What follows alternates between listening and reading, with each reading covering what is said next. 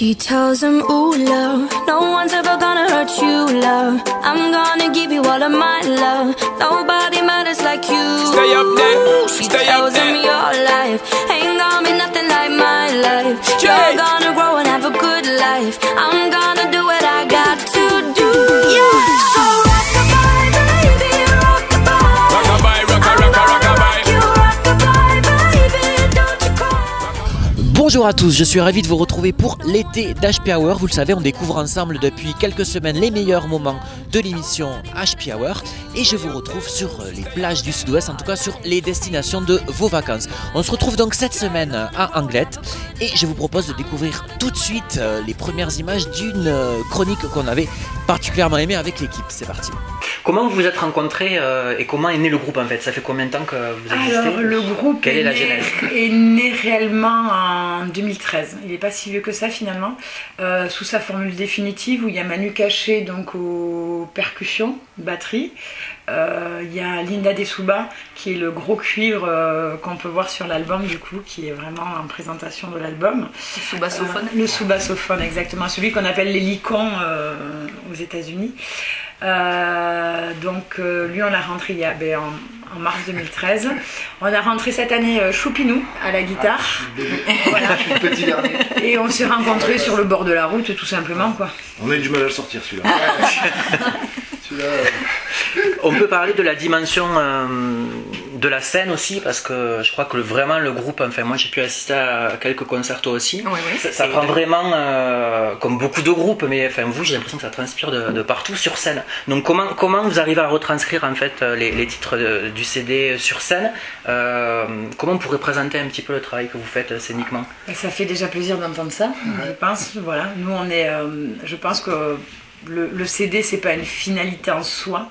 C'est plutôt quelque chose qu'on emporte un peu en souvenir, comme une carte postale ou une photo. On fait la photo de l'instant, mais ça retrace pas vraiment quel était ce moment-là. Et on s'éclate. On se dit pas, tiens, on va adapter un morceau sur la scène. On se dit juste, prenons plaisir. C'est surtout qu'on essaie d'y amener à chaque fois un peu notre univers aussi, qui est propre. Enfin, je pense, en tout cas, on essaie d'avoir notre identité là-dedans. Avec plein d'objets, plein de déco. Voilà, c'est j'allais dire, il y a vraiment une mise en scène, une scénographie très spécifique qui vous donne une identité quand on vous voit sur scène. Des instruments, il y a beaucoup de choses que vous bricolez vous-même. Voilà. Vous êtes facilement identifiable quand vous êtes sur scène. Il y a Papy qui n'est pas là dans Ni Vu Ni Connu, et Papy, c'est vrai qu'il amène aussi, via le décor qu'on a, des instruments qu'on n'a pas l'habitude de voir, puisque Papy fait la washboard, donc c'est l'espèce de rap à fromage avec les dés à coudre, mais fait aussi bien de la musicale, du banjo, de la guitare, du kazoupette, c'est des instruments qu'on essaie d'inventer comme ça, et du coup on essaie de... C'est vrai que souvent on nous dit il faut nous comparer à notre groupe, on est Ni Vu Ni Connu, c'est-à-dire que quand on peut nous écouter notre musique, on sait que si on écoute du Ni Vu Ni Connu. Mais surtout travailler sur le visuel qui fait aussi la différence à chaque fois. Parce oui, que voilà. Des groupes qui amènent quelque chose et un univers, il y en a très peu. Il y en a très peu, voilà, c'est ça. Donc c'est vrai que vous recréez sur le côté scénographie, alors que nous, c'est vraiment notre marque de fabrique, et quel que soit le projet, parce qu'on a plein de déclinaisons de Ni Vu Ni Connu à côté. Où il y a 4 formules en fait en tout, et c'est vrai qu'à chaque fois dans chaque formule il y a cette petite patte qui nous ressemble et qui fait que c'est oui, et qui est propre à chaque différente formation. Justement, on voulait en parler de ces différentes formations. Je sais qu'il y en a une qui s'appelle Pas Vu Pas Pris, puis il y en a d'autres. Vous pouvez nous expliquer un peu la différence? Pourquoi d'abord ces différentes formules et puis et comment ça se passe? Alors le premier album s'appelait Ni Vu Ni Connu, je t'embrouille. C'était ça. C'est bien pour ça, on continue. Donc Ni Vu Ni Connu, on est quand même 5 sur scène, 2 à la technique, donc, et un régisseur en amont, une régisseuse, donc ça fait beaucoup de taf, beaucoup de personnes à payer sur la route, et on ne se veut pas s'arrêter non plus à dire on ne peut pas jouer parce que financièrement, par exemple, ils n'ont pas forcément les moyens. Donc il y a la formule Pas Vu Pas Pris, où on a joué dernièrement avec en première partie de Claudio Capéo ou encore Zaz cet été. Donc ça permet de aussi pallier à une contrainte de place sur scène, puisque on a un peu moins de décor, on a un peu moins de mise en scène entre guillemets, et beaucoup moins de personnes sur la route, qui financièrement fait pas mal la différence. Et on a un projet qui s'appelle Yvette's Not Dead, qui n'a pas du tout rapport forcément avec Ni Vu Ni Connu, sauf qu'on reste quand même deux là-dessus. Et c'est un projet qui a pour but de revaloriser les kiosques à musique. Voilà. Donc c'est vraiment un projet qui est né à Tarbes l'année dernière et qu'on avait à cœur depuis un petit moment de faire. Ça a trotté dans nos têtes depuis un petit moment et on s'est dit, les kiosques sont abandonnés, les kiosques à musique un peu partout. On construit encore des salles et des salles de spectacle, génial, ça veut dire que la culture va pas si mal que ça, mais il y a des salles et des lieux qui sont faits et qu'on laisse à l'abandon alors que c'est ouvert à tout le monde. Voilà. Toujours en direct de la plage des Sables d'Or à Anglette, je vous propose tout de suite, car l'air de la mer, ça creuse un petit peu. On va retrouver donc notre amie Véronique pour une recette spéciale pomme cuisine. C'est avec Véro, c'est tout de suite. Donc aujourd'hui c'est la bonne humeur avec beaucoup de vitamines. Ouais. Donc on va partir sur le green smoothie. Green smoothie. Le smoothie vert. Voilà, tout simplement. Vert. Alors vert, pourquoi? Parce qu'on mélange des légumes avec les fruits. D'autant plus des épinards ou de la mâche, en fonction de chaque saison. D'accord. À savoir que la mâche, c'est quand même un légume qui est très riche en vitamines. Ouais. Donc je mets quelques feuilles de mâche dans mon blender. Et du coup, c'est quoi? C'est un dessert? Excusez-moi. C'est plutôt quelque chose qu'on va pouvoir, un peu comme la dernière fois, amener au travail pour manger le midi? Voilà, ça peut être un complément de repas. D'accord. Si on n'a pas trop le temps de manger, voilà. Là. Ou si on veut manger équilibré, parce qu'on est après la Chandeleur, après la galette des rois, avant carnaval, donc... On peut avoir une base, c'est comme si vous mangez une soupe froide, mais bon, vous avez des légumes et des fruits. D'accord. Voilà. On va prendre le kiwi parce que le kiwi a beaucoup de vitamines aussi.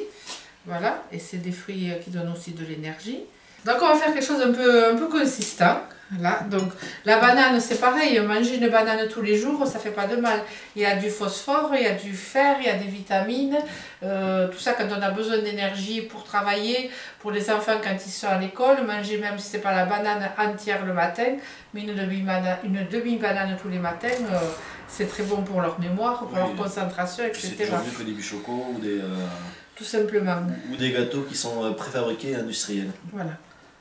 Après, ce genre de smoothie, on peut le faire aussi avec les enfants. Hein. Les enfants vont aimer dans la mesure où ils fabriquent avec vous. Voilà, à la base, mâche, kiwi, banane. D'accord. On est plein de vitamines et plein d'énergie. Et en plus, on est content quand on est en forme. Oui. Ah ben, surtout dans ces périodes-là, en attendant que le soleil revienne vraiment plus dans la journée. Et tu nous mets dedans du... Alors aujourd'hui, moi j'aime bien, je pars sur un lait de riz coco. D'accord. Voilà. Le riz, bon, c'est des laits qui sont quand même très digestes. Le coco aussi, c'est un lait où il y a beaucoup de protéines et de vitamines. Ouais. Donc l'association, voilà, c'est que du bon pour notre santé. D'accord. Et là, pareil, ça va nous faire quelque chose d'assez complet. Ah oui, oui, très complet même. Ouais. Par contre, là, je rajoute aucun sucre. D'accord, oui. Là, je pense qu'il y en a suffisamment. Entre le kiwi, la banane et le lait de coco riz, on a le sucre suffisant. Hein.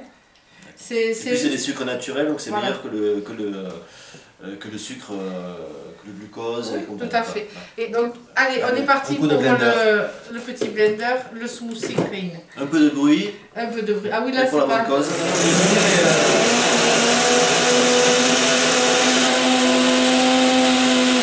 Voilà, je pense que... Donc on essaie d'avoir une structure homogène. Oui. Voyons. On vérifie. Hein. Ouais, on commence à avoir quelque chose de pas mal. Et oui, d'appétissant. Épais. Il y a la texture de la banane qui donne le côté épais. Voilà. Plus le kiwi aussi. Voilà. C'est vrai que ça peut paraître bizarre de mélanger de la mâche avec des fruits, mais c'est vrai, rien qu'à l'odeur, ça donne envie de goûter. Très bien, c'est bien ça. Voilà. Et on va goûter. Allez, on est parti? Allez, on est parti, si c'est prêt, on y va. Ça peut être sympa aussi pour des apéritifs dînatoires, ça peut être des petits verres comme ça qui peuvent surprendre. En grand verre, en tout petit verre, en petite verrine, avec ou sans paille. Bien frais, avec ou sans paille. Voilà, je sais pas comment... C'est très très bon. Merci Véro pour cette recette, voilà une idée simple et pas chère de recette et puis toujours bon pour la santé, vous le savez c'est le credo de notre ami Véro. Allez tout de suite je vous propose de sourire un petit peu, c'est avec notre bêtisier, désormais mythique, c'est parti. C'est bon. Bonjour à tous, bienvenue pour ce nouveau numéro d'HP Hour, c'est l'émission du futur, autant le dire quoi. Je vais recommencer, c'est bon? Merci. Allez, hop, quand tu veux. Il y a un problème. C'est bon? Allez, viens ici. Allez, on se retrouve pour découvrir la... Ton cul sur la commode, oui. Entre vous, mangez des bonbons. Pendant l'instant, moi je vais aller manger une nourriture plus saine avec notre amie Véronique que je... Putain. Mangez des bonbons. Salut Véro. Salut. Salut. On va pas y arriver, c'est bon? Ouais. Salut Véro. Salut. Bon alors attends, tu pars par là? Attends, je pars par là. Je vous laisse la place. Et moi, je m'en vais vous dire que nous retrouvons... Allez, on va repartir, je suis désolé. C'est quoi ce qu'on va grignoter? Mais il n'y a rien, toi tu es pour manger, mais cette fois-ci il y a rien, c'est de l'huile. Tu peux boire, tu peux boire si tu veux. C'est bon? T'as un peu les polos dans la gueule, non? Je suis comme maman, pourquoi tu dis ça? Bienvenue donc en plateau pour ce nouveau numéro d'HP Hour et on commence tout de suite avec la chronique de mon amie Virginie. Virginie qui donc ne veut pas rentrer mais on s'en fout parce que c'est une petite connasse. C'est classe hein. Elle sent moi. Oh putain. J'ai failli dire un truc énorme alors. Heureusement que j'ai rien dit. Donc attends, il faut reprendre à son place parce que j'allais sortir une bêtise. Je te signale que toutes les chroniqueuses les ont trouvées jolies. Ben oui, mais il faut se poser des questions. Il y en a quand même une qui se trimballe avec un martinet, je te rappelle. Donc on y va, vas-y, reprends. Ah non, c'est parti, elle est là. Elle est complètement là. 7 secondes. Elle arrive là. Elle a un chemin. Et voilà, c'était elle. Toujours les entrées discrètes de Corinne. Des anciennes baskets. Voilà, oui, ça c'est toujours sympa. Voilà, donc pour un style classe, décontracté. Voilà, un petit peu urbain, tu vois, sans trop, mais... Par exemple.